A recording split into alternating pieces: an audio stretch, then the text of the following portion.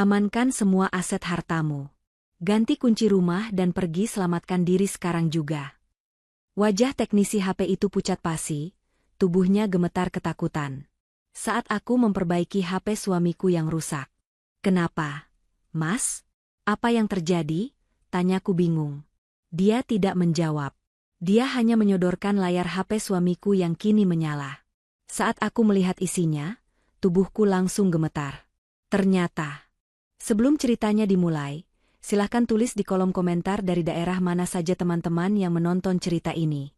Jangan lupa like dan subscribe agar channel ini bisa semakin berkembang dan bisa mempersembahkan cerita yang lebih menarik lagi. Pagi itu, seperti ratusan pagi lainnya, Almira menyiapkan sarapan untuk Hasan, suaminya. Aroma kopi hitam pekat menguar di dapur bersih mereka, berpadu dengan wangi roti panggang. Almira, dengan hijab sederhana yang membingkai wajah tenangnya, bergerak lincah.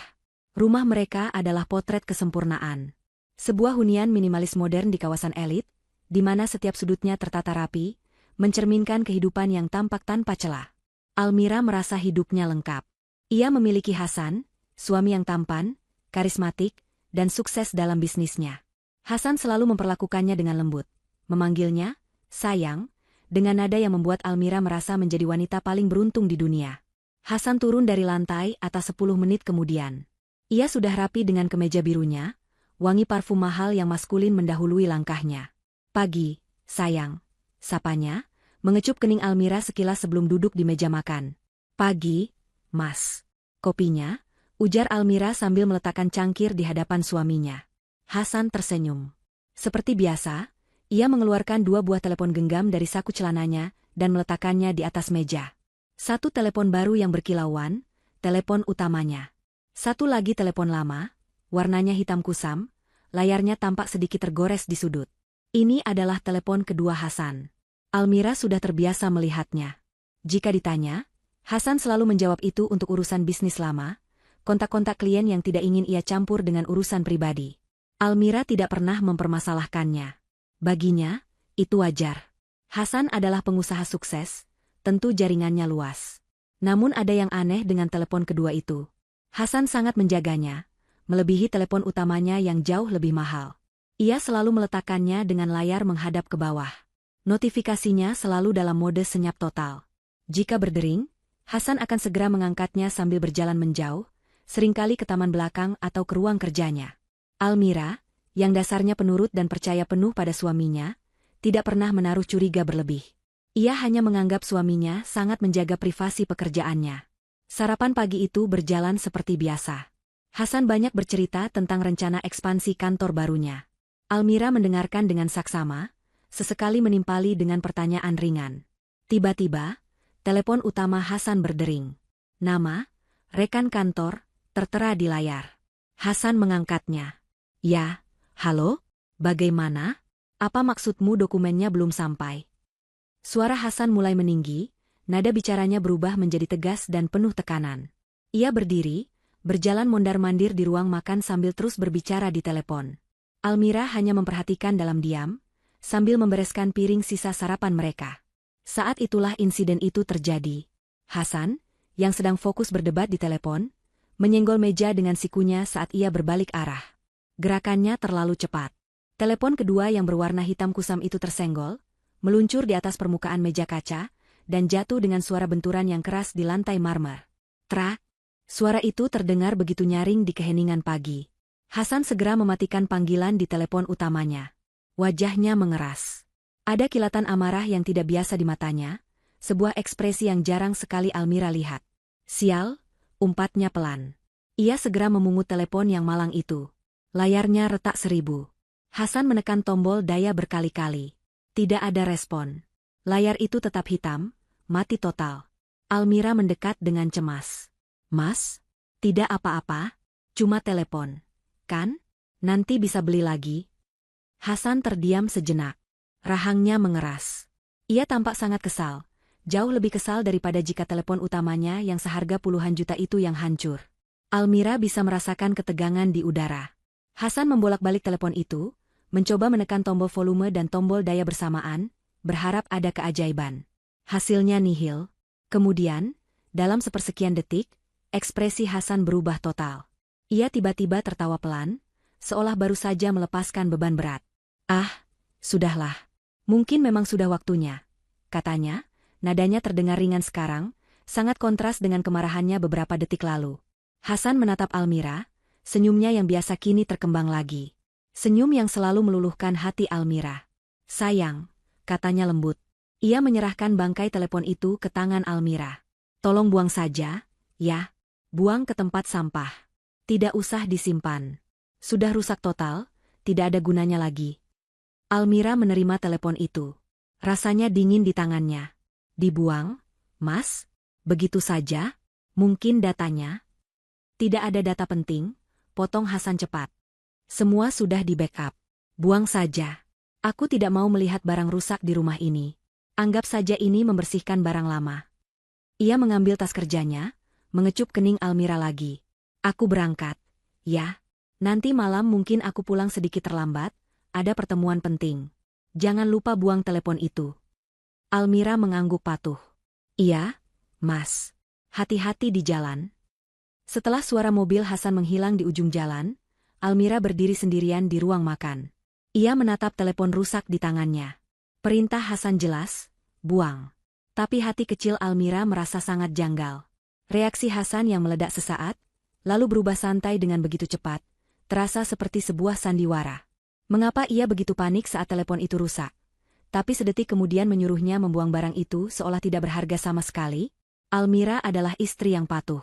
Tapi pagi ini, untuk pertama kalinya, ia merasakan dorongan kuat untuk tidak menuruti suaminya. Ada rasa penasaran yang mengusiknya. Hasan tampak sangat menyayangi telepon ini. Almira tiba-tiba teringat betapa stresnya Hasan beberapa minggu terakhir karena pekerjaan. Sebuah ide terlintas di benaknya. Bagaimana jika ia memperbaiki telepon ini diam-diam? Jika telepon ini hidup lagi, mungkin data di dalamnya bisa diselamatkan. Hasan pasti akan senang. Ini bisa jadi kejutan kecil untuk suaminya. Ya, itu niatnya. Murni untuk membuat suaminya senang. Ia tidak akan membuangnya. Ia akan memperbaikinya. Almira segera mengganti pakaiannya. Ia membungkus telepon rusak itu dengan kain lembut, memasukkannya ke dalam tas tangannya seolah itu adalah benda berharga. Ia memutuskan untuk pergi ke sebuah mal besar di pusat kota. Bukan ke pusat servis resmi, karena itu pasti akan memakan waktu berhari-hari dan meminta data pemilik. Ia teringat ada banyak kios reparasi kecil di lantai dasar mal itu. Kios-kios independen yang bisa memperbaiki apa saja dalam waktu singkat.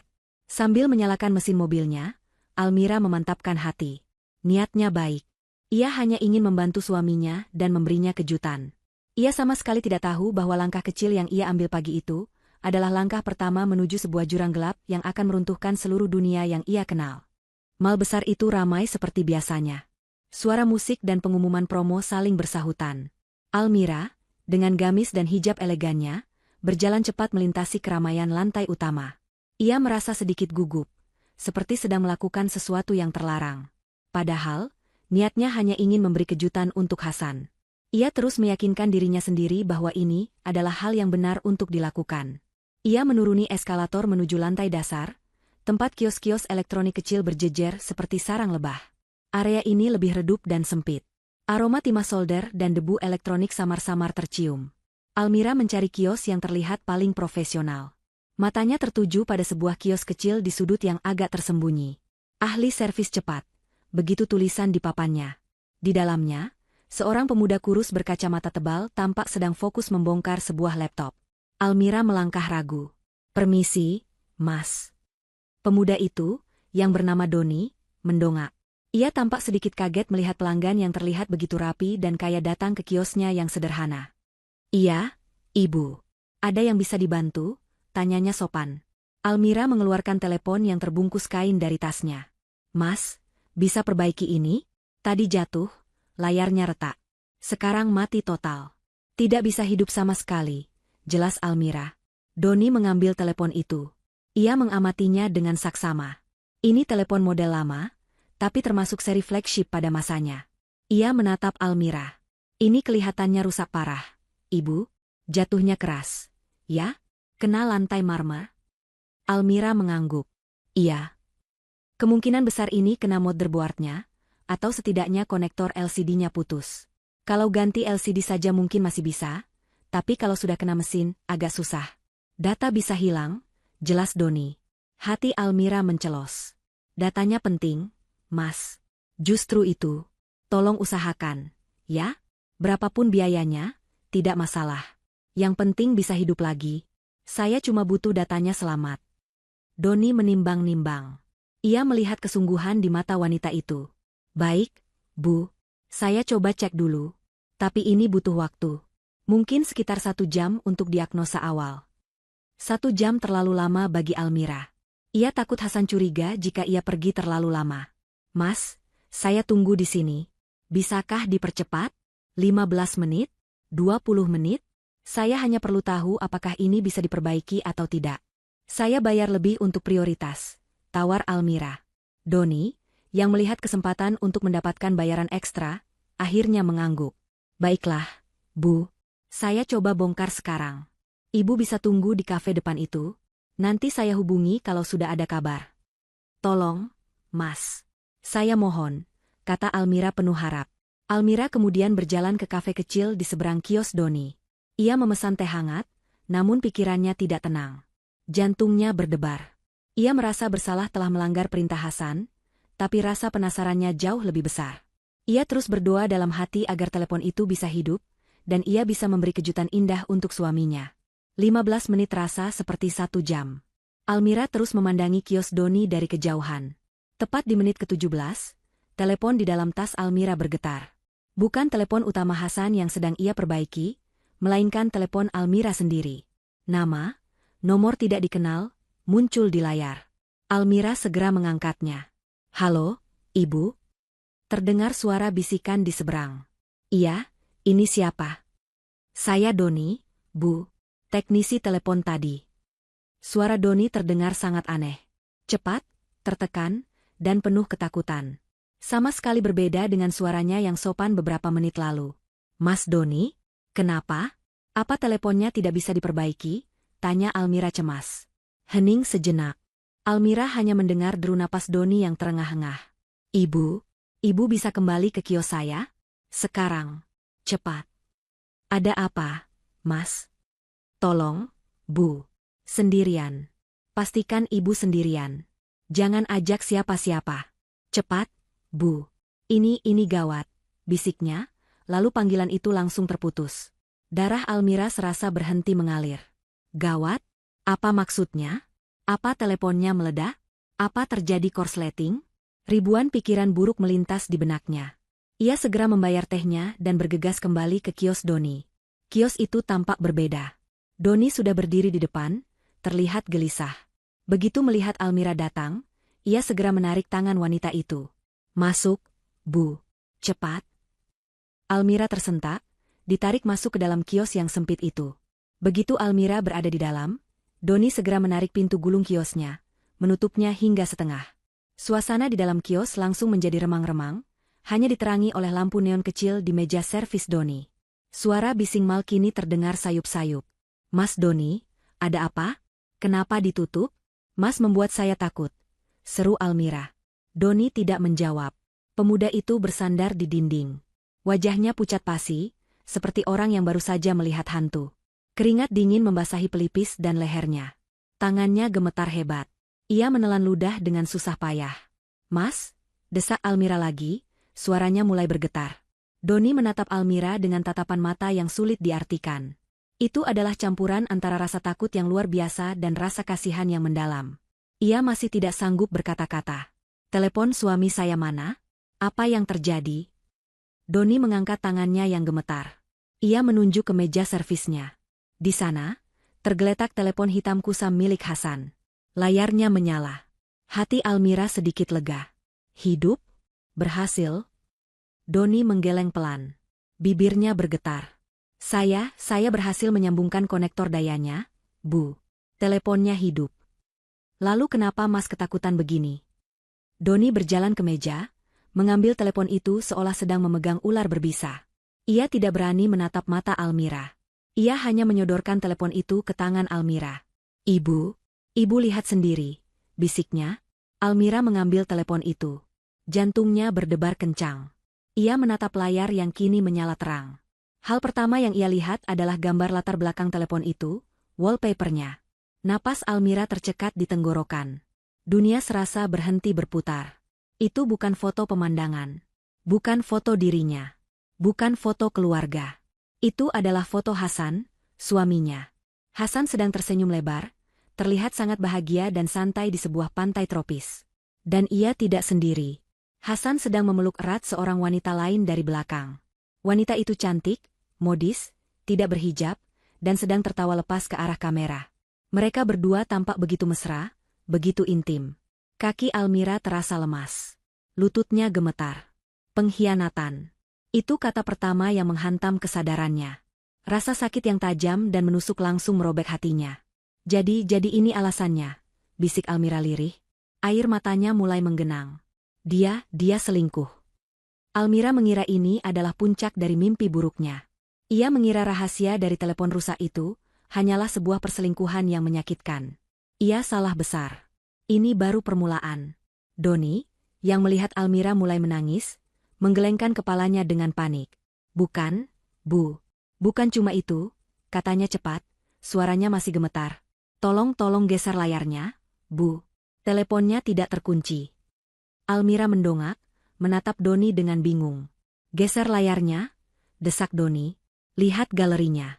Lihat foldernya. Ini bukan soal selingkuh. Ini jauh lebih parah. Almira menatap Doni dengan pandangan kosong. Air matanya sudah mengering di pipi, berganti dengan rasa dingin yang aneh. Lihat apa lagi? Ini sudah jelas. Mas, dia mengkhianati saya. Suaranya serak, nyaris tak terdengar di antara kebisingan mal yang sayup-sayup terdengar dari balik pintu kios yang setengah tertutup. Baginya, bukti perselingkuhan itu sudah merupakan akhir dari dunianya. Apa yang bisa lebih buruk dari itu? Doni menggelengkan kepalanya dengan kuat, giginya gemeletuk karena panik.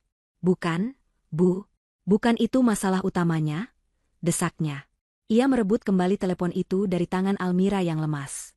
Ibu kira saya setakut ini hanya karena suami ibu selingkuh? Saya tidak peduli soal itu. Dengan tangan gemetar, Doni menggeser layar. Ia tidak membuka aplikasi pesan. Ia membuka galeri foto.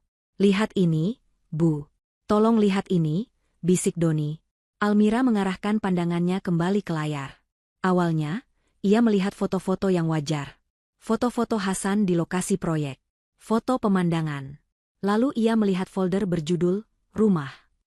Jantungnya berdebar sedikit lebih cepat. Ia mengira itu foto-foto kenangan mereka. Doni membukanya. Isinya membuat darah Almira terasa membeku. Itu bukan foto kenangan. Itu adalah foto-foto dirinya. Foto Almira yang sedang tertidur pulas di kamar mereka, diambil dari berbagai sudut. Foto Almira yang sedang memasak di dapur, diambil diam-diam dari belakang. Foto Almira yang sedang tertawa di taman, hasil zoom jarak jauh. Ini bukan foto cinta. Ini adalah pengawasan. Kenapa dia memotret saya seperti ini? Bisik Almira, lebih pada dirinya sendiri. Terus lihat, Bu, paksa Doni, suaranya tercekat. Doni menggeser foto-foto itu. Di bawah foto-foto Almira yang sedang tidur, muncul foto-foto lain yang lebih mengerikan. Foto buku tabungan pribadi Almira, halaman depannya terpampang jelas dengan nomor rekening. Foto sertifikat rumah atas nama Almira, warisan dari almarhum ayahnya. Foto brankas kecil tersembunyi di balik lukisan di ruang kerja Almira, tempat ia menyimpan perhiasan warisan dan beberapa logam mulia. Foto detail kunci mobilnya. Foto tanda tangannya di atas sebuah dokumen. Ini adalah inventarisasi. Katalog lengkap aset pribadinya. Rasa sakit karena dikhianati cinta kini lenyap, digantikan oleh gelombang rasa takut yang murni dan menusuk. Ini bukan lagi soal hati yang terluka. Ini soal sesuatu yang jauh lebih terencana. Dia mendata harta saya? Tanya Almira. Suara tangisnya hilang, digantikan nada datar yang penuh kengerian. Saya rasa ini lebih buruk dari sekadar mendata, Bu, kata Doni. Tangan teknisi itu kini bergerak lebih cepat. Ia keluar dari galeri, instingnya sebagai teknisi mengambil alih.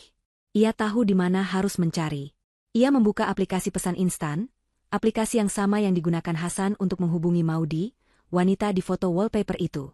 Suami ibu tidak mengunci aplikasi ini, kata Doni. Ia membuka riwayat percakapan antara Hasan dan Maudi. Almira memalingkan wajahnya. Saya tidak mau baca, Mas. Saya tidak. Ibu harus baca, bentak Doni pelan. Ibu harus tahu seberapa besar bahaya yang sedang ibu hadapi. Baca dari bawah. Almira memaksa matanya untuk fokus. Di bagian bawah, percakapan itu penuh dengan panggilan mesra. Panggilan, sayang, stiker hati, rencana liburan romantis ke luar negeri. Almira membaca bagaimana Hasan memuji Maudi, mengatakan bahwa Maudi adalah wanita cerdas yang mengerti dirinya, tidak seperti istrinya di rumah yang hanya tahu soal dapur dan pengajian. Setiap kata terasa seperti sayatan pisau baru di hatinya. Terus ke atas. Bu, cepat, desak Doni. Almira menggulir layar itu ke atas. Perlahan, panggilan, sayang, mulai berkurang. Bahasa mereka berubah. Semakin ke atas, semakin sedikit emoji hati, digantikan oleh bahasa yang dingin, lugas, dan penuh perhitungan. Mereka tidak lagi membahas cinta. Mereka membahas angka. Maudi, aset pribadi target sudah terdata semua? Hasan, sudah. Sesuai perkiraan. Dia sama sekali tidak curiga. Maudi, bagus. Jangan sampai ceroboh. Aku tidak mau ada jejak seperti kasus sebelumnya. Kasus sebelumnya? Jantung Almira terasa seperti diremas. Hasan, tenang. Kali ini bersih. Dia terlalu cinta, terlalu polos. Maudi, jangan remehkan dia. Fokus pada jadwal. Kapan dia akan mengunjungi ibunya? Hasan, aku sedang mengaturnya. Kuharap akhir pekan ini. Almira teringat percakapan sarapan tadi. Hasan memang tidak menyarankannya. Tapi Hasan bertanya apakah Almira tidak rindu pada Ibu Isma akhir pekan ini. Almira yang antusias menjawab ia akan pergi. Ya Tuhan, dia sendiri yang masuk ke perangkap itu. Almira terus menggulir ke atas. Tangannya gemetar begitu hebat hingga Doni harus memegangi telepon itu untuknya. Dan kemudian, mereka sampai di puncak percakapan. Pesan-pesan terbaru. Pesan-pesan yang menentukan nasibnya. Maudi, polis asuransi jiwa atas namanya sudah siap? Hasan, sudah. Baru disetujui kemarin. Nilainya besar. Semua dokumen sudah kupalsukan dengan sempurna. Maudi, skenarionya bagaimana? Hasan, tetap sesuai rencana awal. Kecelakaan tunggal. Maudi, detail. Almira menahan napas. Ia tidak mau membacanya. Tapi matanya terpaku pada layar. Hasan, tinggal finalisasi, remblong, lusa. Saat perjalanan ke rumah ibunya. Jalur di luar kota itu sepi dan berkelok. Sempurna. Begitu dia masuk jurang, mobil akan terbakar. Tidak ada bukti. Kasus ditutup. Kaki Almira lemas seketika. Ia ambruk. Jika Doni tidak menahannya, ia pasti sudah jatuh terjerembab di lantai kios yang kotor. Telepon itu jatuh dari genggaman mereka. Kecelakaan tunggal. Remblong. Lusa. Almira akhirnya mengerti. Ini bukan perselingkuhan. Ini bukan pencurian. Ini adalah rencana pembunuhan berencana. Suaminya, Hasan, pria yang tidur seranjang dengannya, pria yang ia layani setiap hari, pria yang ia cintai dengan sepenuh hati, sedang merencanakan kematiannya. Dan wanita itu, Maudi, bukan sekadar selingkuhan. Dia adalah rekan kejahatan. Komplotan. Tolong. Almira terisak, tapi tidak ada air mata yang keluar. Tubuhnya gemetar hebat. Rasa dingin menjalari seluruh tubuhnya hingga ke tulang sumsum. Tolong saya, Mas. Dia mau membunuh saya. Doni sendiri sudah bersandar di dinding, berusaha mengendalikan napasnya yang memburu. Ia hanya seorang teknisi. Ia tidak mendaftar untuk hal ini. Ia baru saja melihat rencana pembunuhan. Ia tahu, sekarang ia juga dalam bahaya. Hasan pasti tahu telepon ini dibawa ke sini. Amankan semua asetmu. Ganti kunci rumah. Pergi selamatkan diri sekarang juga. Peringatan pertama Doni kini terdengar begitu jelas. Bu, kata Doni, suaranya bergetar tapi penuh tekad. Kita tidak punya banyak waktu. Suami ibu, dia bukan orang biasa. Dia monster. Keheningan di dalam kios kecil itu terasa memekakan telinga. Hanya suara napas Almira yang terengah-engah dan detak jantungnya sendiri, yang serasa memukul-mukul rongga dadanya. Ia masih terduduk di lantai, bersandar pada etalase kaca yang dingin. Pikirannya kosong. Tubuhnya menolak untuk bergerak. Syok itu telah melumpuhkannya. Doni, sebaliknya, mulai bergerak panik. Ketakutannya kini berubah menjadi adrenalin. Bu, kita harus pergi dari sini. Sekarang, katanya sambil meraih tas ranselnya. Suami ibu pasti akan mencari tahu siapa yang memperbaiki telepon ini. Dia bisa melacak ibu. Saya tidak bisa, lirih Almira. Saya mau pulang. Saya tidak tahu. Ibu tidak bisa pulang. Sergah Doni, suaranya lebih keras. Ia berjongkok di depan Almira, mencengkeram bahu wanita itu agar fokus padanya. Ibu dengar saya? Rumah adalah tempat paling berbahaya bagi ibu sekarang. Rencana mereka itu lusa. Mereka akan curiga kalau ibu tiba-tiba membatalkan perjalanan ke rumah ibu Isma. Penyebutan nama ibunya menyadarkan Almira. Ibu Isma. Ya Tuhan, ibunya. Kesadaran itu menghantam Almira seperti air es. Ia tidak bisa mati. Bukan hanya untuk dirinya, tapi untuk ibunya. Rasa takut yang melumpuhkan itu perlahan berubah menjadi sesuatu yang lain. Sesuatu yang dingin, keras, dan penuh amarah. Mas Doni, kata Almira, suaranya kini terdengar asing, datar dan tanpa emosi. Apa yang harus saya lakukan? Doni tampak sedikit lega melihat perubahan itu. Pertama, katanya sambil kembali ke meja servisnya. Kita butuh bukti. Semua bukti ini. Doni mengambil sebuah hard disk eksternal kecil dari lacinya. Tangannya masih gemetar, membuatnya kesulitan mencolokkan kabel USB ke telepon Hasan. Saya akan salin semua data di telepon ini. Semuanya. Galeri, pesan, log panggilan, semuanya. Ini akan memakan waktu beberapa menit. Saat bilah progres penyalinan data muncul di layar komputer Doni, sebuah pikiran mengerikan melintas di benak Almira. Hasan. Dia akan menelepon saya. Dia pasti akan sadar saya pergi terlalu lama. Doni memucat. Benar. Ibu harus meneleponnya lebih dulu. Apa? Telepon dia? Iya. Ibu harus bersikap normal. Sangat normal. Berpura-puralah ibu sedang bersenang-senang. Katakan ibu sedang shopping di mall ini. Katakan ibu akan sedikit terlambat pulang. Beri dia alasan yang masuk akal. Almira menatap Doni dengan ngeri. Berakting? Sekarang? Bagaimana ia bisa berpura-pura ceria di depan pria yang ingin membunuhnya lusa? Saya tidak bisa, Mas. Suara saya, dia akan tahu. Ibu harus bisa, tegas Doni. Hidup ibu bergantung pada ini. Anggap saja ini penampilan terbaik dalam hidup ibu. Lakukan sekarang, sebelum dia yang menelepon. Dengan tangan gemetar hebat, Almira merogoh tasnya dan mengeluarkan teleponnya sendiri. Ia mencari nama, Mas Hasan, di kontaknya. Jantungnya serasa mau meledak. Ia menekan tombol panggil. 1 nada sambung. 2 nada sambung. Ya, sayang, ada apa? Suara Hasan terdengar begitu normal. Begitu hangat dan penuh kasih, seperti biasanya. Kontras yang mengerikan itu membuat perut Almira mual. Almira memejamkan mata, memaksakan senyum palsu meski ia tahu Hasan tidak bisa melihatnya. Mas maaf ya, suaranya bergetar sedikit di awal. Aku kayaknya pulang agak telat. Ini aku lagi di mall, ketemu teman-teman arisan. Kita lagi seru banget, mau makan siang bareng. Ia menyebut nama mall tempat ia berada. Sebuah kebohongan yang ceroboh, tapi hanya itu yang terpikirkan. Hening sejenak di seberang. Almira menahan napas. Oh, ya, jawab Hasan. Tumben tidak bilang dulu? Ya sudah, tidak apa-apa. Have fun, ya. Tidak usah buru-buru pulang. Pekerjaanku juga lagi banyak. Hati-hati nanti di jalan pulangnya. Katanya. Iya, Mas. Makasih, ya, jawab Almira, berusaha sekuat tenaga agar suaranya tidak pecah. Sama-sama, sayang. Panggilan ditutup. Almira langsung bersandar lemas. Ia berhasil. Ia berhasil berbohong. Sementara itu, Doni tidak hanya menyalin data. Ia terus menjelajahi isi telepon itu selagi proses berjalan. Matanya menyipit, ia menemukan sesuatu yang lain. Sebuah folder yang terkunci, namun ia berhasil membukanya dengan trik teknisi sederhana. Nama foldernya, Portofolio. Bu, panggil Doni pelan, matanya terpaku pada layar komputernya. Almira mendekat. Isi folder itu membuat mereka berdua terdiam. Itu bukan data pekerjaan. Isinya adalah foto KTP 3 wanita berbeda.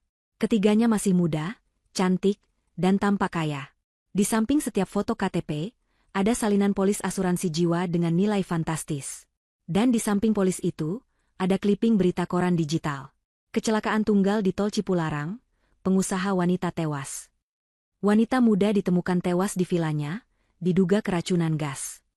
Kebakaran melanda rumah mewah, pemilik tewas terjebak. Di bawah setiap clipping berita itu, ada sebuah gambar cap digital berwarna merah, ditambahkan secara manual di atas file itu. Tulisannya, kasus ditutup. Almira memegangi mulutnya. Ya Tuhan, dia sudah melakukan ini sebelumnya? 3 kali. Hasan bukan hanya seorang penipu. Dia bukan hanya calon pembunuh. Dia adalah seorang pembunuh berantai. Dan Maudi adalah rekan abadinya. Mereka adalah sindikat. Penyalinan selesai, desis Doni. Ia segera mencabut hard disk itu dan menyerahkannya ke tangan Almira. Ambil ini, Bu. Nyawa ibu ada di sini, dan mungkin nyawa saya juga. Doni kemudian mengambil telepon Hasan. Telepon ini, katanya, akan saya hancurkan. Saya akan bilang ke suami ibu kalau teleponnya tidak bisa diperbaiki dan motherboardnya meledak saat saya coba servis. Saya akan kembalikan dalam kondisi hancur total. Kita harus ke polisi, Mas, kata Almira, suaranya kini tegas. Doni menggeleng cepat. Jangan, ibu lihat sendiri, 3 kasus ditutup begitu saja. Ibu tidak tahu siapa, kenalan, mereka. Di salah satu chat tadi, Hasan bilang dia punya orang dalam di kepolisian. Kalau ibu lapor ke orang yang salah, ibu sama saja menyerahkan surat kematian ibu sendiri. Doni benar. Almira tidak bisa mempercayai siapapun. Kecuali satu orang. Saya tahu siapa yang harus dihubungi, kata Almira. Ia kembali mengambil teleponnya. Sahabat saya. Dia pengacara. Namanya Tiara. Almira segera mencari nama Tiara dan meneleponnya. Halo, Almira? Tumben telepon jam segini? Sapa suara ceria Tiara. Tiara, potong Almira, suaranya mendesak dan penuh ketakutan. Aku dalam bahaya besar. Aku tidak bisa bicara banyak. Ini soal Hasan. Keceriaan di suara Tiara langsung lenyap. Kamu di mana? Aku di Mal, tapi aku tidak bisa pulang. Tiara, Hasan mau membunuhku. Hening. Tiara adalah pengacara kriminal. Dia tidak panik. Oke, Almira. Tenang. Dengar instruksiku, kata Tiara, suaranya kini dingin, fokus, dan penuh otoritas. Jangan pulang ke rumah. Apapun yang terjadi, jangan pulang. Jangan pergi ke rumah Ibu Isma. Jangan hubungi ibumu. Hasan pasti memantau teleponmu. Lalu aku harus kemana? Kamu ingat apartemen Safe House yang pernah kuceritakan? Yang aku pakai untuk klien VVIP? Pergi ke sana. Sekarang juga. Kirim lokasimu saat ini. Aku akan pastikan tidak ada yang mengikutimu. Aku akan matikan pelacak di mobilmu dari jarak jauh. Sistemnya aku yang pasang. Cepat pergi. Aku menyusul ke sana. Dan Almira. Ya? Jangan bicara dengan siapapun lagi. Percaya hanya padaku. Mengerti? Perjalanan dari Mal menuju lokasi Safe House milik Tiara adalah perjalanan paling senyap dan menegangkan yang pernah Almira alami. Ia duduk di kursi penumpang mobilnya sendiri, namun rasanya seperti di dalam mobil orang asing. Doni, yang kini terikat pada takdirnya, duduk di kursi belakang. Ia terus menunduk, tubuhnya gemetar, memeluk ranselnya erat-erat seolah itu adalah pelampung di tengah lautan badai. Almira sendiri yang mengemudi, namun ia merasa seperti robot. Kakinya menginjak pedal gas dan rem secara mekanis, sementara pikirannya melayang jauh. Setiap mobil yang melaju di sebelahnya, setiap klakson yang berbunyi, membuatnya tersentak kaget. Ia merasa diawasi. Ia merasa Hasan ada di mana-mana. Pria yang seharusnya menjadi pelindungnya kini telah berubah menjadi bayangan predator yang mengintainya. Rasa cinta yang selama bertahun-tahun ia pupuk, rasa percaya yang ia bangun, semuanya telah hancur lebur dalam waktu kurang dari 1 jam. Yang tersisa hanyalah rasa takut yang dingin dan kehampaan yang luar biasa. Ia mengikuti arahan GPS yang dikirimkan Tiara ke sebuah alamat yang tidak ia kenali. Sebuah gedung apartemen mewah yang tampak anonim di kawasan bisnis yang ramai. Tiara sudah menunggu di lobi bawah tanah. Sahabatnya itu tidak terlihat panik. Wajahnya keras, fokus, dan matanya tajam. Ia mengenakan setelan kerja yang rapi, seolah baru saja keluar dari ruang sidang. Cepat, parkir di sana. Jangan sentuh apa-apa lagi di mobilmu, perintah Tiara tegas. Doni, kamu ikut saya. Almira, serahkan kunci mobilmu. Almira menyerahkan kuncinya. Tiara mengambilnya dan menekan tombol lock beberapa kali, lalu melemparkan kunci itu ke dalam selokan terdekat. Tiara, pekik Almira kaget. Mobil itu sudah dilacak. Tidak aman. Kita lupakan mobil itu, kata Tiara dingin. Ayo, lewat pintu servis. Tiara membawa mereka melewati koridor beton yang dingin, naik lift barang yang berbau oli, dan akhirnya sampai di sebuah unit apartemen di lantai 27. Apartemen itu modern, bersih, tapi terasa dingin dan tidak berpenghuni. Perabotnya minimalis. Semuanya berwarna abu-abu dan putih. Tidak ada foto, tidak ada hiasan pribadi. Ini bukan rumah, ini adalah tempat persembunyian. Duduk, kata Tiara sambil melempar tas kerjanya ke atas sofa. Doni, kamu di dapur. Minum air. Tenangkan dirimu. Almira, serahkan harddisk itu padaku. Almira, yang masih gemetar, menyerahkan benda kecil itu. Benda yang kini menyimpan seluruh bukti kejahatan suaminya. Tiara mengeluarkan laptop canggih dari tasnya. Ia tidak langsung mencolokkan harddisk itu. Pertama, HPMU. Tiara mengambil telepon genggam Almira. Aku harus memastikan dia tidak mendengar kita. Tiara bekerja dengan cepat. Jari-jarinya menari di atas layar, membuka pengaturan yang bahkan Almira tidak tahu ada. Setelah beberapa menit, Tiara mengernyit. Sial. Dia benar-benar profesional. Ada apa? Tanya Almira cemas. Dia memasang aplikasi pelacak di HPMU. Bukan pelacak GPS biasa. Ini spyware canggih. Dia bisa mendengar percakapanmu, membaca pesanmu, bahkan mengaktifkan kameramu dari jarak jauh. Selama ini, kata Tiara, matanya menatap Almira dengan tajam, dia mengawasimu penuh. Perut Almira serasa diaduk. Rasa mual menjalari tenggorokannya. Jadi selama ini, saat ia di rumah, saat ia bersama teman-temannya, bahkan mungkin saat ia di kamar mandi, Hasan bisa. Tiara melihat ekspresi ngeri di wajah Almira. Tidak ada waktu untuk syok. Aku sudah mematikannya. Sekarang kita aman. Untuk sementara. Tiara meletakkan HP Almira di atas meja, lalu akhirnya mencolokkan harddisk itu ke laptopnya. Doni, kemari. Aku ingin kamu jelaskan semua yang kamu lihat. Setiap detail. Doni, dengan langkah ragu, mendekat. Bertiga, mereka meringkuk di depan layar laptop. Tiara membuka file satu persatu. Foto-foto Almira yang sedang tidur. Foto aset. Foto 3 korban sebelumnya. Clipping berita. Dan yang terpenting, riwayat percakapan antara Hasan dan Maudi. Tiara menggulir percakapan itu dengan cepat. Sebagai pengacara, ia terlatih untuk memindai ribuan halaman dokumen dalam waktu singkat, mencari inti permasalahan. Almira dan Doni hanya bisa terdiam melihat layar. Oke, kata Tiara setelah 10 menit hening. Ia bersandar di sofa, memijat pelipisnya. Situasinya lebih buruk dari yang kita duga. Apa maksudmu? Tanya Almira. Doni benar. Tiara memulai analisisnya, suaranya seperti seorang dosen yang sedang memberi kuliah. Ini sindikat. Dan pembagian perannya jelas. Suamimu, Hasan, adalah eksekutor. Dia adalah wajahnya. Dia yang merayu, menikahi, dan akhirnya mengeksekusi. Almira menahan napas, mendengar kata eksekusi ditujukan pada suaminya. Tapi Hasan bukan otaknya, lanjut Tiara. Dia hanya pion, meskipun pion yang sangat penting. Otak sebenarnya adalah wanita ini, Maudi. Tiara memperbesar foto Maudi dari wallpaper HP Hasan. Wanita itu tersenyum angkuh ke kamera, matanya memancarkan kecerdasan yang dingin. Lihat percakapan ini, Tiara menunjuk ke layar. Semua instruksi datang dari Maudi. Hasan yang bertanya, Maudi yang menjawab. Hasan melapor, Maudi yang memberi perintah. Tiara membuka folder lain yang berisi dokumen-dokumen keuangan. Isinya adalah salinan transfer bank, dokumen pendirian perusahaan cangkang di luar negeri, dan draft polis asuransi yang rumit. Maudi yang mencari target. Dia yang mengatur keuangannya. Dia yang mencuci uang hasil klaim asuransi para korban sebelumnya. Lihat ini, Tiara menunjuk sebuah file. Ini adalah perusahaan offshore atas nama yang tidak jelas. Tapi aliran dananya, semua mengarah ke rekening yang sama. Rekening yang dikendalikan oleh Maudi. Jadi, Hasan hanya disuruh, tanya Almira, entah kenapa ada bagian kecil dari dirinya yang berharap suaminya hanya dimanfaatkan. Tiara tertawa sinis. Disuruh? Jangan naif, Almira. Mereka pasangan. Pasangan dalam kejahatan. Hasan menikmati perannya. Dia mendapatkan uang, dia mendapatkan kesenangan.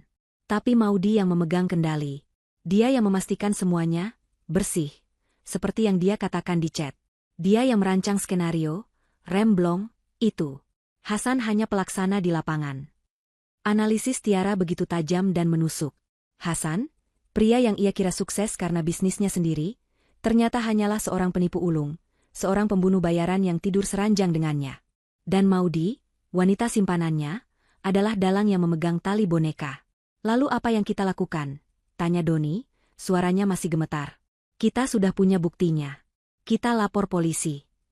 Belum, kata Tiara tegas. Justru itu masalahnya. Lihat chat ini. Tiara menunjuk pesan di mana Hasan menyebut punya orang dalam. Kita tidak tahu seberapa dalam jaringan mereka. 3 kasus sebelumnya ditutup begitu saja. Itu bukan kebetulan. Itu artinya mereka punya backingan kuat. Jika kita lapor ke kantor polisi yang salah, sama saja kita membocorkan bahwa kita tahu. Mereka akan langsung membungkam kita. Bertiga. Malam ini juga. Wajah Doni kembali pucat pasi. Jadi kita hanya diam? Tanya Almira putus asa. Tidak. Kita tidak diam, kata Tiara. Matanya berkilat. Kita akan menjebak mereka. Kita harus mendapatkan mereka berdua sekaligus. Hasan dan Maudi.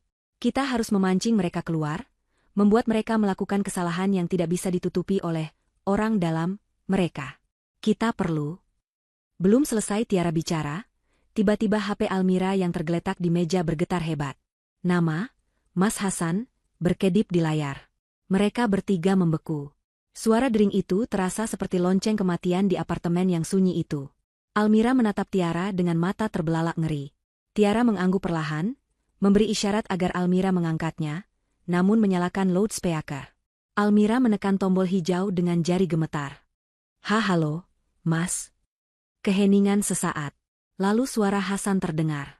Tapi kehangatan itu telah hilang. Yang tersisa hanyalah nada dingin yang menusuk tulang.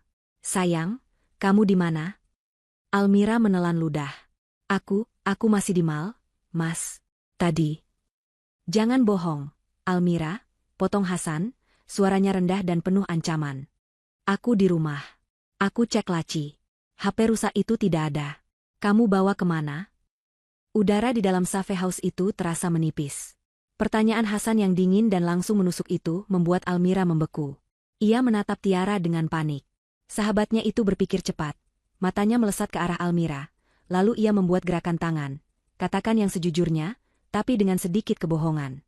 Almira menarik napas dalam-dalam, berusaha mengendalikan suaranya agar tidak bergetar. Oh, HP itu? Ia tertawa kecil, tawa yang terdengar sumbang dan dipaksakan. Iya, Mas. Tadi aku bawa. Aku sebenarnya mau kasih kejutan buat Mas. Hening di seberang sana. Hasan sedang mendengarkan, menganalisis setiap kata. Aku pikir, lanjut Almira, kalau HP itu bisa benar, Mas pasti senang. Jadi tadi aku bawa ke mall, ke tempat servis. Lalu, desis Hasan. Ia tidak terkejut. Dia sudah menduganya. Tapi teknisinya bilang tidak bisa. Mas, Almira kini mulai menangis, tapi kali ini tangisan itu ia buat-buat untuk mendukung ceritanya. Dia bilang mesinnya hancur total. Tadi pas dia coba paksa nyalakan, katanya ada yang korslet parah, terus keluar asap sedikit. Rusak total, Mas. Maaf ya. Teknisi yang mana? Tanya Hasan, nadanya setajam silet. Jantung Almira berdebar. Tiara mengacungkan jempol, memberi isyarat agar Almira melanjutkan. Tidak tahu, Mas. Kios kecil di lantai dasar. Namanya lupa. Pokoknya dia bilang sudah tidak ada harapan. Jadi ya sudah, aku buang. Aku buang di Dropbox sampah elektronik yang besar itu, di dekat lobi parkir. Maaf ya, Mas. Kejutanku gagal total. Almira mengakhiri kalimatnya dengan isak tangis palsu, seolah ia benar-benar kecewa karena kejutannya gagal, bukan karena nyawanya terancam. Terjadi keheningan yang panjang di seberang telepon. Almira bisa membayangkan Hasan sedang berdiri di rumah mereka, rahangnya mengeras, memikirkan apakah cerita ini bisa dipercaya. Almira telah memberikan kebohongan yang nyaris sempurna. Ia mengaku membawa HP itu, yang menjelaskan kenapa HP itu tidak ada di laci. Ia mengaku HP itu hancur, yang menjelaskan kenapa Hasan tidak perlu mencarinya lagi. Dan ia membuangnya di tempat sampah elektronik, yang membuatnya mustahil untuk dilacak. Akhirnya, Hasan tertawa pelan. Tawa yang dingin dan kosong. Begitu ya? Sayang sekali. Padahal tidak perlu repot-repot. Almira. Aku, kan, sudah bilang buang saja. Maaf, Mas. Ya sudah. Tidak apa-apa, kata Hasan, nadanya kini sedikit lebih ringan, namun Almira tahu itu palsu. Kamu di mana sekarang? Masih di mall? Iya, ini baru mau pulang. Habis makan, bohong Almira lagi. Oke. Cepat pulang, ya. Aku kangen. Hati-hati di jalan. Panggilan ditutup. Almira menjatuhkan teleponnya seolah benda itu terbakar. Ia bersandar lemas di sofa, napasnya terengah-engah. Dia percaya? Tiara menggeleng pelan, wajahnya serius. Dia tidak percaya. Tidak 100%. Tapi dia tidak punya bukti kalau kamu bohong. Ceritamu cukup bagus untuk membuatnya ragu-ragu. Tapi satu hal yang pasti, kata Tiara sambil berjalan mondar-mandir, dia sekarang waspada. Sangat waspada. Dia tidak akan menunggu sampai lusa lagi. Dia akan mempercepat rencananya. Seolah menjawab ucapan Tiara, Doni yang sedari tadi diam, angkat bicara. Dia akan cari saya, bisiknya ngeri. Dia akan datang ke mall. Dia akan tanya satu persatu teknisi di sana. Dia akan menemukan saya. Dia tahu saya yang membongkar HP itu. Dia tidak akan menemukanmu, kata Tiara tegas. Mulai sekarang, kamu tidak ada. Kamu akan tinggal di sini. Kamu adalah saksi kunci kita, Doni. Aku akan melindungimu. Tapi kamu harus menuruti semua instruksiku.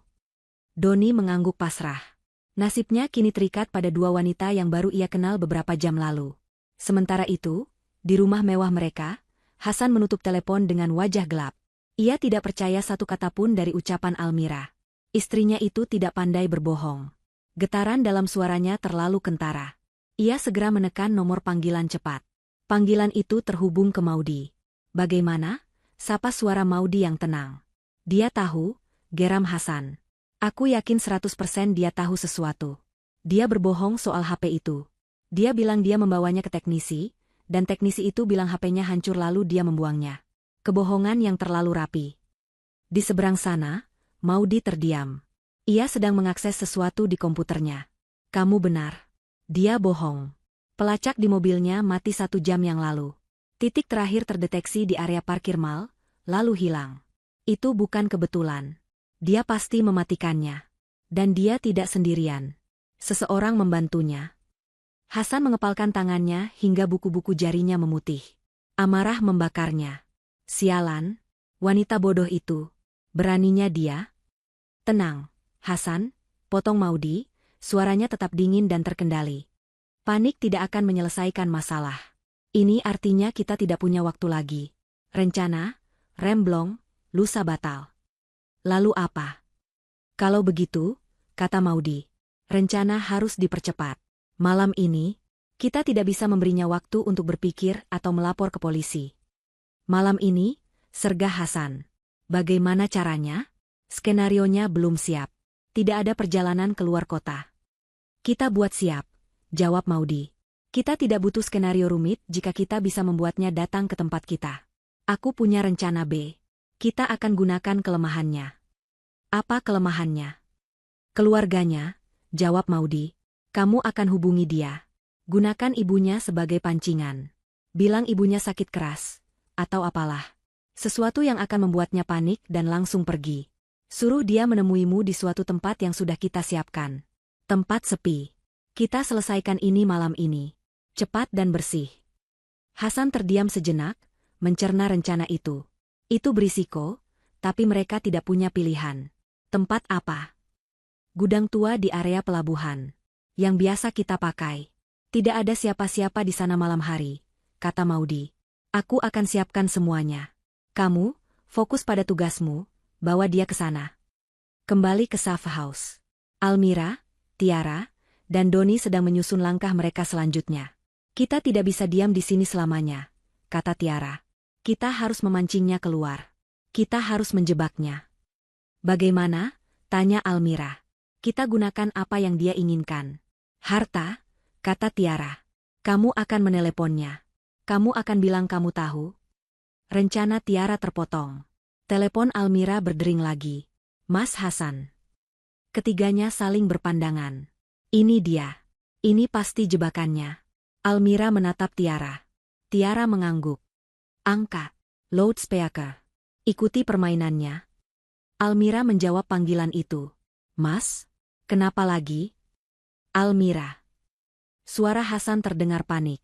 Panik yang dibuat-buat, tapi terdengar sangat meyakinkan bagi siapapun yang tidak tahu kebenarannya. Sayang, gawat. Ada apa, Mas? Kamu membuatku takut. Aku baru dapat kabar dari tetangga Ibu Isma. Ibu Isma jatuh di kamar mandi. Beliau pingsan. Kepalanya berdarah. Darah Almira serasa berhenti mengalir. Kali ini sungguhan. Ibunya. Meskipun ia tahu ini kemungkinan besar jebakan, penyebutan nama ibunya dalam kondisi seperti itu membuatnya panik luar biasa. Apa? Ibu? Iya. Kita harus ke sana sekarang. Aku jemput kamu di mana? Biar aku jemput. Aku masih di dekat mal. Aku bisa ke sana sendiri. Jangan, teriak Hasan. Berbahaya kamu nyetir sendirian dalam kondisi panik. Tunggu. Aku akan ke sana. Tapi tunggu. Ambulansnya katanya mau bawa ibu ke rumah sakit di dekat pelabuhan, itu yang terdekat dari sana. Kita ketemu di sana saja. Bohong. Rumah ibunya jauh dari pelabuhan. Rumah sakit mana? Tanya Almira, berusaha terdengar panik sambil menatap Tiara. Nanti aku kirim alamatnya. Pokoknya kamu cepat ke sana. Aku menyusul dari rumah. Cepat, sayang. Ini soal ibu. Panggilan ditutup. Almira menatap Tiara, matanya terbelalak ngeri. Dia menggunakan ibuku, Tiara. Dia menjebakku. Dia menyuruhku ke pelabuhan. Aku tahu, kata Tiara, wajahnya mengeras. Dia ingin kamu panik, sendirian, dan datang ke wilayah kekuasaannya. Lalu kita bagaimana? Aku tidak bisa. Justru ini kesempatan kita. Potong Tiara, matanya berkilat dingin. Dia pikir kamu akan datang sendirian. Dia pikir kamu bodoh dan panik. Dia salah. Tiara meraih teleponnya sendiri. Dia ingin kita datang ke pelabuhan? Baik, kita akan datang. Tapi kita akan datang dengan cara kita. Dia menggunakan ibuku. Kalimat itu menggantung di udara, dingin dan berbisa. Kepanikan Almira yang sesaat tadi nyata, rasa takut kehilangan ibunya, kini bermetamorfosis. Ia menatap Tiara, matanya yang tadi basah oleh air mata kini mengering, digantikan oleh kobaran api yang dingin. Ketakutannya telah mengeras menjadi baja. Ia tidak akan membiarkan pria itu menang. Ia tidak akan membiarkan pria itu menggunakan nama ibunya untuk sebuah jebakan rendahan. Tentu saja dia menggunakan ibumu, kata Tiara, suaranya tenang dan terukur, seolah sedang menganalisis berkas kasus. Itu adalah pancingan yang paling mudah. Dia tahu kamu akan panik. Dia ingin kamu berlari ke pelabuhan, sendirian, buta, dan putus asa. Itu wilayah kekuasaannya. Doni, yang sedari tadi meringkuk di sudut, kini terlihat semakin pucat. Pelabuhan? Gudang tua? Ya Tuhan, kita akan dibunuh di sana. Kita harus lari. Lari keluar kota. Tidak. Almira dan Tiara berkata hampir bersamaan. Almira menoleh ke Doni. Lari? Kalau kita lari, dia akan mengejar kita seumur hidup kita. Dia akan menemukan kita. Atau lebih buruk, dia akan melampiaskannya ke Ibu Isma. Tidak. Ini harus selesai. Malam ini. Tiara mengangguk setuju, menatap Almira dengan pandangan kagum. Sahabatnya yang ia kenal lembut dan penurut itu telah hilang, digantikan oleh seorang wanita yang telah didorong ke tepi jurang dan memutuskan untuk melawan. Almira benar, kata Tiara sambil meraih laptopnya.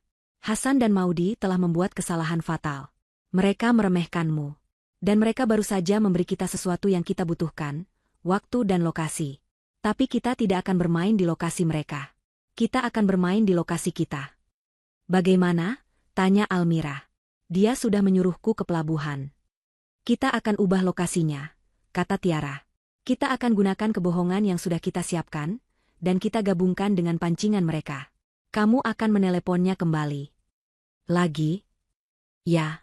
Kali ini, kamu yang akan mengendalikan narasinya. Kamu akan terdengar sangat panik. 2 kali lipat lebih panik dari tadi. Panik karena ibumu, dan panik karena debt collector. Almira langsung mengerti. Rencana penagih utang itu. Tepat, Tiara mulai mondar-mandir, otaknya bekerja cepat. Kamu akan bilang kamu baru saja melihat orang-orang yang mengawasimu di dekat mal. Kamu takut. Kamu tidak berani ke rumah sakit di pelabuhan karena itu tempat terbuka. Kamu takut mereka mengikutimu ke sana dan membuat keributan di depan ibumu yang sedang sakit. Itu masuk akal, kata Almira, mulai mengikuti alur pikiran Tiara. Lalu, lanjut Tiara, kamu akan berikan solusinya. Kamu akan bilang kamu butuh bantuannya. Kamu menyimpan semua asetmu yang tidak terlacak, perhiasan, logam mulia, uang tunai, di satu tempat yang aman. Tempat yang hanya kamu dan dia yang tahu. Pabrik tua keluarga, desis Almira. Pabrik tekstil milik almarhum ayahnya yang sudah lama tidak beroperasi. Tempat itu besar, terisolasi, dan Almira tahu setiap sudutnya seperti punggung tangannya sendiri. Sempurna, seru Tiara. Kamu akan bilang kamu harus mengambil aset-aset itu sekarang juga. Kamu butuh uang tunai untuk kabur jika debt collector itu menemukanmu. Kamu memohon padanya untuk menemuimu di sana dulu, membantumu mengamankan barang-barang itu, baru setelah itu kalian bisa pergi ke rumah sakit bersama-sama. Kamu akan membuatnya terdengar seperti kamu lebih takut pada penagih utang daripada khawatir pada ibumu. Almira mencerna rencana itu. Itu brilian. Hasan itu serakah. Dan Maudi, dari apa yang kita lihat, otaknya adalah uang. Mereka tidak akan melewatkan kesempatan untuk mengambil semua aset tunai saya dalam satu waktu. Tepat sekali, kata Tiara. Mereka akan berpikir kamu adalah wanita bodoh yang panik, dan tidak bisa berpikir jernih. Mereka akan berpikir ini adalah durian runtuh. Mereka tidak hanya akan membunuhmu malam ini, tapi mereka juga akan mendapatkan bonus. Sekoper penuh aset yang tidak bisa dilacak.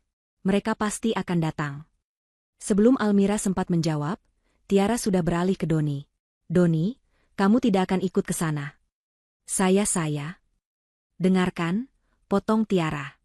Kamu jauh lebih berguna dari jarak jauh. Kamu teknisi. Aku ingin kamu menyiapkan semua peralatannya. Aku butuh penyadap suara untuk Almira. Kamera tersembunyi. Aku butuh kamu memantau semua frekuensi. Aku butuh kamu menjadi mata dan telinga kami. Bisa? Doni, yang lega karena tidak harus ikut ke garis depan, mengangguk cepat. Bisa, Bu. Saya punya beberapa alat di ransel saya. Saya bisa merakit bag berkualitas tinggi. Saya juga punya drone kecil dengan kamera termal. Bagus, kata Tiara. Ia kemudian beralih ke teleponnya sendiri. Ia menekan nomor panggilan cepat. Ini Tiara, katanya pada seseorang di seberang. Aku butuh tim Bravo. Sekarang, lokasi akan kukirim. Bawa paket lengkap. Situasi sangat sensitif, target VVIP. Waktu kita 90 menit. Tiara menutup telepon. Tim Bravo, tanya Almira. Penyidik swasta, jawab Tiara singkat. Mantan aparat. Mereka yang terbaik. Mereka yang biasa aku gunakan untuk melindungi klien dari suami yang abusif atau ancaman pembunuhan. Mereka tahu cara bergerak tanpa suara. Mereka akan jadi tim pendukung kita. Mereka akan bersembunyi. Mereka hanya akan bergerak atas perintahku. Rasa aman menjalari Almira. Dia tidak sendirian. Sekarang, kata Tiara, menatap Almira. Waktunya berakting. Telepon suamimu. Menangislah. Berteriaklah. Jadilah wanita paling panik dan bodoh yang bisa kamu bayangkan. Almira mengambil napas dalam-dalam. Ia menekan nomor Hasan. Jantungnya berdebar, bukan karena takut, tapi karena adrenalin. Mas. Almira berteriak begitu panggilan tersambung, suaranya ia buat pecah dan penuh histeria. Mas, tolong aku, Mas. Almira, tenang. Kamu sudah di jalan ke rumah sakit? Suara Hasan terdengar tidak sabar. Aku tidak bisa. Aku tidak bisa ke sana, jerit Almira. Mereka ada di sini. Orang-orang itu. Yang menagih utangku. Aku melihat mobil mereka di dekat mal tadi. Mereka pasti mengikutiku. Almira sengaja menyebut utang fiktif yang pernah ia ceritakan sedikit pada Hasan. Utang dari bisnis gagal sebelum mereka menikah. Hasan terdiam. Ini adalah komplikasi yang tidak ia duga. Apa maksudmu? Utang apa lagi? Tidak penting, pekik Almira. Mereka mengejarku. Aku tidak bisa ke rumah sakit. Itu tempat terbuka. Bagaimana kalau mereka menyakiti Ibu Isma? Mas, aku takut. Tenang. Tenang dulu. Kamu di mana sekarang? Aku bersembunyi. Aku putar-putar. Mas, aku butuh uang. Aku butuh uang tunai untuk membayar mereka atau untuk kabur. Uang apa? Pakai kartu. Mereka mau tunai. Potong Almira, memainkan perannya dengan sempurna. Mas, dengar. Semua perhiasanku, semua emas warisan ibu, semua uang tunai, aku menyimpannya di satu tempat. Di brankas pabrik tua ayah. Mas harus ke sana. Ketemu aku di sana sekarang. Hening lagi. Kali ini lebih lama. Almira bisa membayangkan Hasan sedang berpikir, atau mungkin memberi isyarat pada Maudi. Pabrik? Tanya Hasan, suaranya penuh selidik. Kenapa di sana? Karena itu satu-satunya tempat aman. Tidak ada yang tahu. Mas, tolong. Bantu aku ambil barang-barang itu. Aku tidak berani sendirian. Setelah kita ambil, kita bisa langsung ke rumah sakit. Kita bisa bayar orang-orang itu kalau mereka muncul. Tolong, Mas. Aku mohon.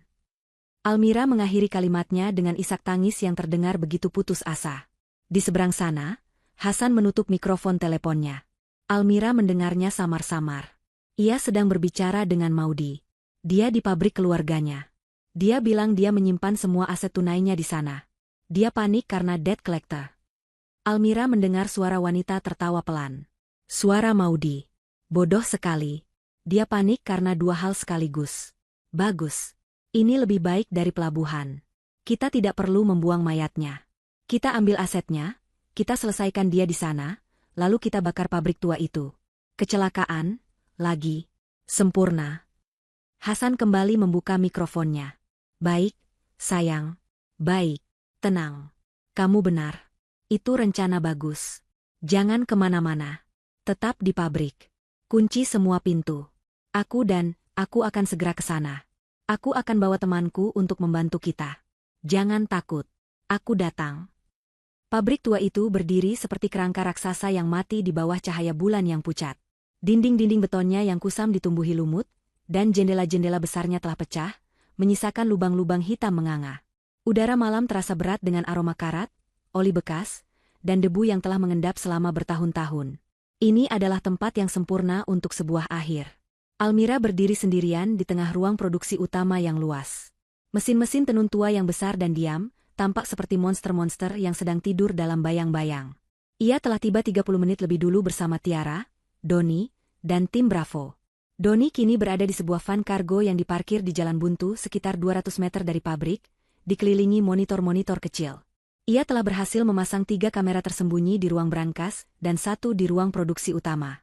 Drone-nya mengambang tanpa suara di atas area pabrik, memberikan gambaran termal dari atas. Tiara dan 2 anggota tim Bravo, pria-pria tegap berwajah datar yang bergerak tanpa suara, kini bersembunyi di kantor administrasi di lantai 2. Sebuah ruangan berdinding kaca yang menghadap langsung ke ruang produksi tempat Almira berdiri. Mereka memiliki pandangan yang sempurna.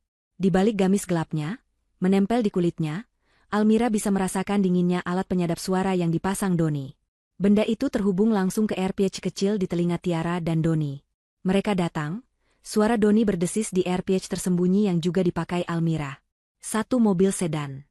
2 target. Sesuai perkiraan. Tidak ada orang lain. Jantung Almira berdebar begitu kencang, hingga ia takut suaranya akan terdengar oleh mikrofon. Ia menarik napas dalam-dalam, memejamkan mata sejenak, memanggil semua sisa keberaniannya. Ini adalah panggungnya. Suara derit gerbang depan yang berkarat memecah kesunyian. Suara itu menggema di seluruh bangunan. Beberapa saat kemudian, 2 sosok muncul dari lorong gelap. Hasan, suaminya, dan di sampingnya, wanita itu. Maudi. Maudi terlihat persis seperti di foto. Cantik, modis, dengan rambut tergerai. Ia memandang berkeliling pabrik tua itu dengan ekspresi jijik. Almira. Sayang. Hasan berseru, suaranya menggema. Ia berlari kecil ke arah Almira, wajahnya dipenuhi kecemasan palsu. Kamu tidak apa-apa? Di mana debt collector itu? Almira langsung memainkan perannya. Ia berlari ke pelukan Hasan, menangis terseduh-seduh. Aku takut. Mas, aku tidak melihat mereka lagi, tapi aku takut. Cepat, barang-barangnya ada di brankas ruang kerja ayah. Rasanya mual memeluk pria ini. Tubuh yang dulu memberinya rasa aman, kini terasa dingin dan mematikan. Hasan membalas pelukannya, menepuk-nepuk punggungnya. Tenang, tenang. Semuanya aman. Ada aku di sini. Dan ini, kenalkan, ini Maudi. Dia temanku. Dia ahli keuangan. Dia bisa membantu kita mengamankan aset ini dengan cepat. Maudi tersenyum tipis pada Almira. Senyum yang tidak sampai ke matanya. Halo, Almira. Maaf kita bertemu dalam situasi seperti ini. Ayo, kita bereskan ini dan segera temui ibumu. Di sana, Almira menunjuk ke arah ruang kantor tua ayahnya, di mana brankas besar itu berada. Mereka bertiga berjalan melintasi lantai pabrik, suara langkah kaki mereka menjadi satu-satunya bunyi. Hasan merangkul bahu Almira, seolah melindunginya. Sebuah sandiwara yang sempurna. Mereka memasuki ruang brankas. Ruangan itu kecil dan pengap. Sebuah brankas baja kuno yang besar tertanam di dinding. Ini dia, Mas. Kombinasinya? Almira berpura-pura akan memutar kombinasi. Tidak perlu, sayang. Suara Hasan berubah. Rangkulannya di bahu Almira tiba-tiba mengencang, berubah menjadi cengkeraman yang menyakitkan. Almira membeku. Mas, apa maksudmu? Hasan mendorongnya kasar hingga punggung Almira membentur dinding beton yang dingin. Wajah penuh kasih itu telah lenyap. Digantikan oleh seringai dingin yang belum pernah Almira lihat seumur hidupnya. Kamu seharusnya membuang HP itu, Almira, desis Hasan. Kamu terlalu penasaran. Itu kesalahan terbesarmu. Di pintu, Maudi berdiri bersandar dengan santai, lengannya bersedekap. Ia tersenyum sinis. Jujur, aku terkesan. Acting Debt Collector MU hampir saja meyakinkanku. Hampir. Darah Almira surut dari wajahnya. Jadi, kalian tahu? Tentu saja kami tahu. Bodoh, kata Maudi, melangkah masuk ke ruangan. Ia menatap Almira dari atas ke bawah. Kami tahu kamu pergi ke teknisi. Kami tahu kamu tidak mungkin membuangnya. Kamu terlalu polos. Terlalu penurut. Dan soal ibumu, tambah Hasan, matanya berkilat jahat. Itu pancingan yang bagus, kan? Kamu langsung panik. Tapi harus kuakui, mengubah lokasi ke sini, itu cerdas. Kamu membuat kami datang untuk mengambil semua asetmu yang tidak terlacak, itu. Ia tertawa. Kamu baru saja menghemat banyak waktu kami. Terima kasih. Almira menatap dua orang di depannya. Monster berwujud manusia. Kenapa, Mas? Kenapa kamu lakukan ini padaku? Aku istrimu. Hasan tertawa. Istri? Kamu hanya target. Target nomor 4, kalau mau spesifik. Kamu terlalu mudah. Terlalu kaya, terlalu percaya. Kamu sempurna. Kalian tidak akan lolos, desis Almira, suaranya bergetar karena marah, bukan takut. Kalian? Oh, kami akan lolos, potong Maudi. Ia melangkah maju, membuka tas tangan mahalnya yang elegan. Sama seperti 3 kasus sebelumnya. Kasus ini juga akan ditutup. Maudi mengeluarkan sesuatu dari tasnya. Bukan pistol. Bukan pisau. Itu adalah sebuah kotak kecil. Ia membukanya, dan di dalamnya, tergeletak sebuah suntikan kecil berisi cairan bening. Kamu tahu, Almira, kata Maudi dengan nada ringan, seolah sedang menjelaskan resep masakan. Skenario, remblong, itu sebenarnya sedikit merepotkan. Harus mengatur mobil, memastikan lokasi sepi, banyak variabel. Tapi di sini, jauh lebih mudah. Hasan mencengkeram kedua lengan Almira, menahannya erat ke dinding. Almira meronta, tapi cengkeraman Hasan terlalu kuat. Maudi mendekat, mengambil suntikan itu, dan dengan ahli mengetuk-ngetuknya, membuang gelembung udara. Ini obat penenang dosis tinggi. Dikombinasikan dengan riwayat kesehatanmu yang punya sedikit masalah tekanan darah rendah, ini akan terlihat seperti serangan jantung fatal. Tragis, bisik Maudi. Wajahnya hanya beberapa senti dari wajah Almira. Seorang istri yang panik karena utang dan kondisi ibunya, jantungnya tidak kuat. Sempurna. Lalu, kami akan membakar tempat ini. Menghilangkan semua jejak. Selamat tinggal, Almira. Maudi mengangkat jarum suntik itu, mengarahkannya ke leher Almira. Tim, bergerak, sekarang. Suara Tiara meledak di RPC Almira, bersamaan dengan suara pintu kantor di lantai 2 yang didobrak. Tim, bergerak, sekarang. Seruan Tiara yang tajam di RPC Almira terdengar, bersamaan dengan suara gebrakan keras dari lantai 2. Dua pria tegap dari tim Bravo, yang bergerak secepat bayangan, melompat dari tangga darurat dan langsung menyerbu masuk ke ruang brankas. Waktu seolah berhenti. Hasan dan Maudi membeku kaget. Reaksi mereka berbeda. Maudi, sang otak, menjerit kaget. Wajahnya yang sinis dan terkendali langsung luruh, digantikan topeng ketakutan murni. Ia refleks melepaskan suntikan itu, yang jatuh berdebam ke lantai beton dan cairannya tumpah. Hasan, sang eksekutor, bereaksi dengan kekerasan. Instingnya mengambil alih. Ia tidak mencoba lari. Ia meraung marah, melepaskan cengkeramannya pada Almira dan langsung menerjang agen pertama yang masuk. "Sialan!" teriaknya. Ia menabrakan tubuhnya, menggunakan semua bobotnya untuk menjatuhkan agen itu. Kekacauan meledak di ruangan sempit itu. Almira terdorong mundur, punggungnya kembali membentur dinding. Ia melihat agen kedua bergulat dengan Hasan, yang bertarung seperti binatang buas. Pukulan dan bantingan terdengar memekakkan telinga. "Tiara, Maudy kabur." Suara panik Doni tiba-tiba terdengar di RPG Almira dan Tiara. Dia keluar lewat pintu belakang ruang brankas. Sisi barat, tidak ada kamera di sana. Maudy, dalam sepersekian detik kekacauan itu, melihat celah. Ia tidak berlari ke arah pintu masuk utama tempat tim Bravo datang. Ia melihat sebuah pintu kecil berkarat di sudut ruangan yang gelap, pintu yang mungkin menuju ke bagian lain pabrik. Ia segera menyelinap ke sana. "Almira, tetap di sana. Jangan bergerak," perintah Tiara lewat earpiece. Almira mendengar suara langkah kaki Tiara yang berlari cepat di lantai atas, pasti bergerak untuk memotong jalan kabur Maudy. Di ruang brankas, situasinya memburuk. Hasan ternyata sangat kuat. Ia berhasil membanting agen kedua ke lantai, dan meninju agen pertama hingga terhuyung. Matanya merah, dipenuhi amarah murni. Ia melihat Almira yang meringkuk di sudut. "Targetnya. Kamu pikir kamu bisa menang?" teriak Hasan. Ia mengabaikan kedua agen yang mulai bangkit dan menerjang ke arah Almira. "Kamu mati. Kamu mati malam ini." Almira menjerit. Ia terpojok.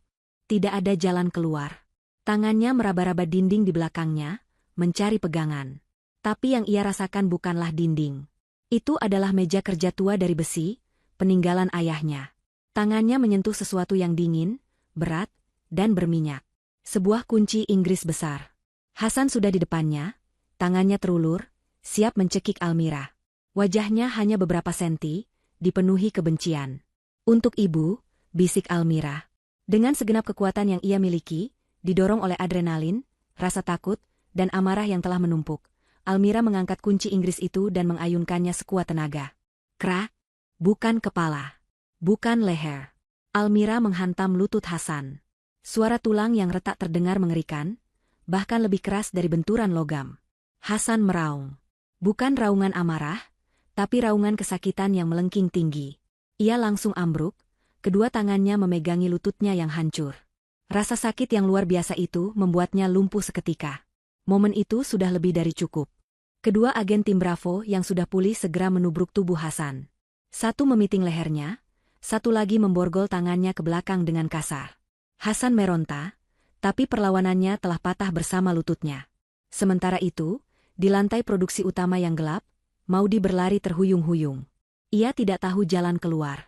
Ia hanya berlari menjauh dari suara perkelahian. Gaun mahalnya sobek tersangkut mesin tua. Ia hampir mencapai gerbang depan yang tadi mereka masuki. Ia melihat cahaya bulan. Kebebasan. Tiba-tiba, sebuah sosok kurus melangkah keluar dari balik bayangan mesin tenun raksasa. Itu Doni. Wajahnya pucat pasi, seluruh tubuhnya gemetar hebat, tapi ia berdiri di sana, menghalangi jalan Maudy. Di tangannya, ia memegang sebuah tabung kecil. Maudy berhenti. Ia tertawa sinis, meski napasnya terengah-engah. "Teknisi bodoh. Minggir dari jalanku." Jangan maju," teriak Doni, suaranya bergetar. Tiara telah memberinya pepper spray sebelum mereka berpisah. Saya akan semprot." "Kamu pikir aku takut?" Maudy menerjang maju, ia akan menabrak Doni begitu saja. Doni memejamkan mata erat-erat dan menekan tombol di tabung itu. Ah. Jeritan Maudy membelah keheningan pabrik. Jauh lebih melengking dari jeritan Hasan. Semprotan itu mengenai wajahnya dengan telak. Rasa panas dan pedih yang membakar langsung menyengat mata, hidung, dan tenggorokannya. Ia langsung ambruk ke lantai, menggaruk-garuk wajahnya, berteriak kesakitan. "Bagus, Doni, mundur." Suara Tiara menggema di belakangnya. Tiara datang bersama satu agen lagi. Mereka dengan mudah memborgol Maudy yang kini tidak berdaya, wajahnya memerah dan basah oleh air mata kesakitan. 5 menit kemudian, kedua iblis itu telah terduduk di lantai pabrik yang kotor, saling membelakangi, tangan mereka terborgol. Maudy masih terisak, mengeluh perih. Hasan terdiam, menahan sakit di lututnya, napasnya memburu. Almira berjalan keluar dari ruang brankas, masih memegang kunci Inggris di tangannya. Ia berhenti beberapa meter di depan Hasan. Hasan mendongak. Wajahnya yang tampan kini lebam dan kotor. Ia menatap Almira, bukan dengan penyesalan, tapi dengan kebencian yang murni dan pekat. Ini belum selesai, ludah Hasan, suaranya serak. Kalian tidak tahu siapa yang kalian lawan. Bos besar, dia tidak akan membiarkan ini. Dia akan menemukan kalian semua. Kalian semua akan mati. Almira menatap mata suaminya. Pria yang pernah ia cintai. Tapi kini, ia tidak melihat apa-apa di sana. Hanya kekosongan. Ia tidak merasakan takut lagi. Ia hanya merasa lelah. Dan lega. Ia menjatuhkan kunci Inggris itu. Suara denting logamnya terdengar nyaring di pabrik yang sunyi. Tiara melangkah ke sisinya, memegang telepon. Aku sudah menelepon kontakku di Polda. Bukan Polres lokal. Tim khusus akan tiba dalam 15 menit. Almira mengangguk. Ia memandang keluar jendela yang pecah, ke arah bulan. Sudah selesai, Tiara? Tidak, kata Tiara, merangkul bahu sahabatnya. Ini baru permulaan. 1 tahun kemudian. Ruang sidang pengadilan negeri terasa sesak dan panas. Blitz kamera menyala berkali-kali di luar gedung, puluhan wartawan berkerumun. Kasus ini telah meledak menjadi skandal nasional. Sindikat polis asuransi, begitu media menjulukinya. Bukti utama, hard disk kecil yang disalin oleh Doni, telah membuka kotak Pandora. Ternyata itu bukan hanya berisi rencana pembunuhan Almira dan 3 korban sebelumnya. Itu adalah buku besar sebuah organisasi kriminal yang rapi. Maudi, dalam kesombongannya, menyimpan semua catatan transaksi, aliran dana pencucian uang, dan bahkan nama-nama, kontak, yang mempermudah klaim asuransi dan menutup penyelidikan polisi. Bos besar, yang digertakkan Hasan ternyata nyata. Seorang pejabat tinggi di sebuah lembaga keuangan ternama. Ia dan beberapa oknum aparat kepolisian lokal yang namanya ada di catatan Maudi kini duduk di kursi pesakitan yang berbeda, di pengadilan tindak pidana korupsi. Tapi hari ini adalah hari vonis untuk Hasan dan Maudi. Almira duduk di barisan depan, diapit oleh Tiara di sebelah kirinya dan Doni di sebelah kanannya. Almira tampak tenang, hijabnya yang berwarna biru muda memancarkan kedamaian. Doni, kini tidak lagi berkacamata tebal, tampil rapi dengan kemeja batik. Ia tidak lagi terlihat seperti teknisi yang ketakutan, melainkan seorang profesional muda yang percaya diri. Maudi dipanggil lebih dulu. Ia, yang selalu tampil sempurna, kini terlihat kuyu. Wajahnya pucat tanpa riasan. Pengacaranya berusaha keras membelanya, mengklaim Maudi hanyalah korban manipulasi cinta buta dari Hasan. Hakim ketua, seorang wanita parubaya yang tegas, mengetukkan palunya. Terdakwa Maudi, katanya, suaranya menggema, terbukti secara sah dan meyakinkan merencanakan serangkaian kejahatan, termasuk 3 pembunuhan berencana, 1 percobaan pembunuhan, penipuan asuransi, dan pencucian uang. Terdakwa terbukti bukan korban, melainkan otak intelektual di balik skema kejahatan ini. Catatan keuangan dan percakapan terdakwa menunjukkan kontrol penuh atas operasi. Wajah Maudi yang pucat akhirnya pecah.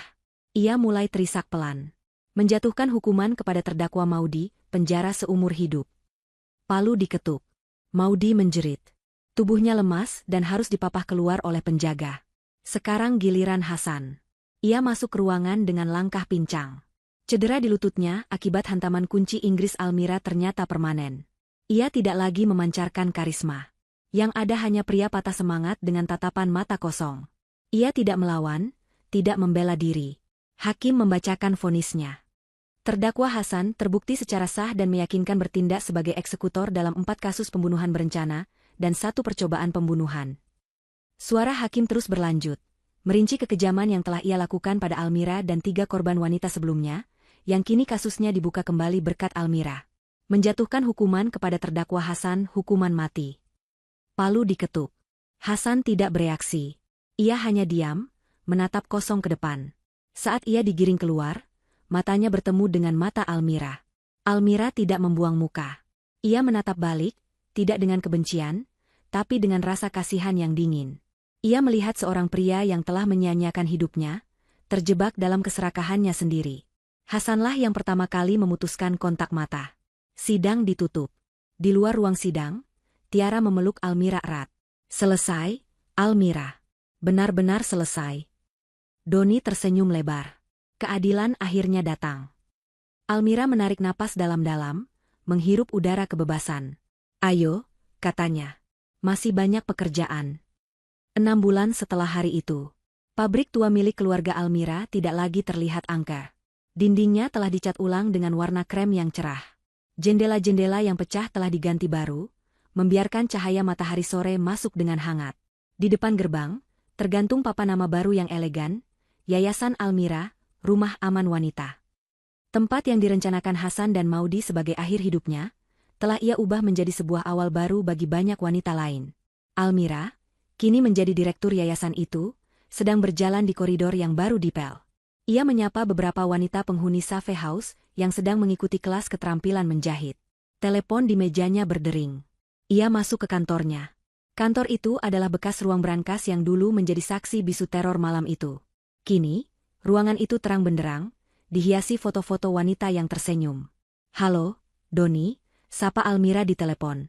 "Halo, Bu Almira," sapa Doni dari seberang. "Sistem keamanan siber dan CCTV baru untuk sayap timur sudah terpasang. Semuanya online. Tidak ada yang bisa menembusnya." Doni, yang mendapat hadiah besar dari beberapa perusahaan asuransi karena berhasil membongkar penipuan sindikat itu, kini telah mendirikan perusahaan keamanan siber yang sukses. Salah satu klien pro bono terbesarnya adalah Yayasan Almira. "Terima kasih, Doni. Kamu yang terbaik," kata Almira tulus. "Selalu, Bu." Almira menutup telepon.